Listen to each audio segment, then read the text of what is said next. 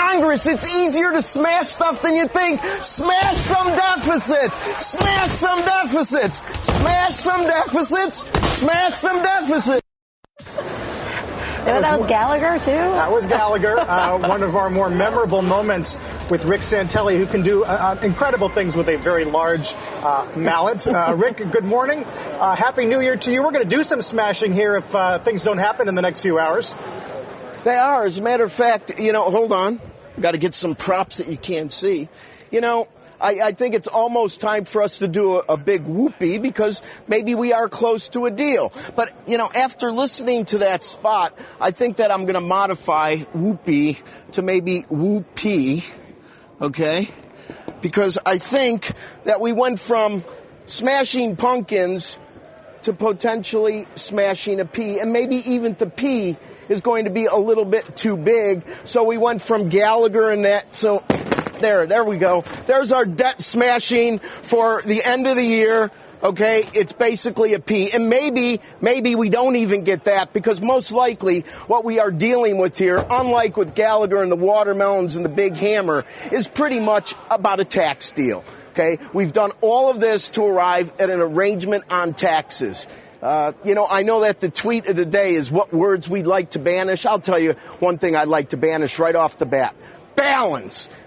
This is not balance, okay? Because the debt would be the Empire State Building, and this is maybe something we're going to be talking about. It's not balance. And the other thing I'd like to just toss into the wild blue yonder is fairness. Because I'll tell you what, people, anybody reads history, when your leaders start using the word fairness is a really loaded term. Fair to who?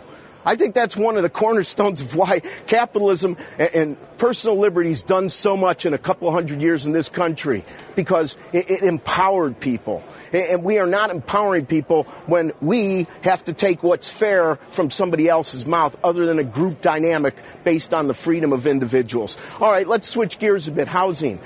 Just today alone, I counted at least 7 guests that talked about the great positives of housing. And I'm not going to dismiss the idea that housing has improved. But I think we really need a little perspective here, okay? If we look at how many homes are still underwater, it's a significant amount. About 4 months ago, it was, 1 in 5. I don't know how much that's changed, and if it has, it isn't much.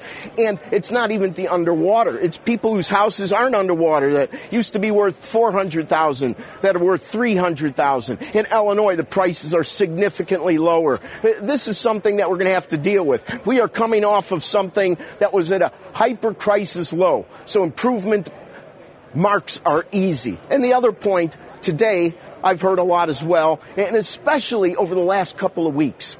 Before November 6th, which was the election, a lot of analysts out there and economists, all according to the administration, they all agreed with everything they said. They talked about how the economy is improving, we're so much better off. Then boom, when you get after the election, you go to the fiscal cliff issues, these same analysts and economists are saying, oh my gosh, the economy is too weak to do any deficit reduction. It can't handle the stress. If you kick the tires, the car is going to fall down. Do you see what I'm saying? They just shovel it out to us. They just shovel and shovel.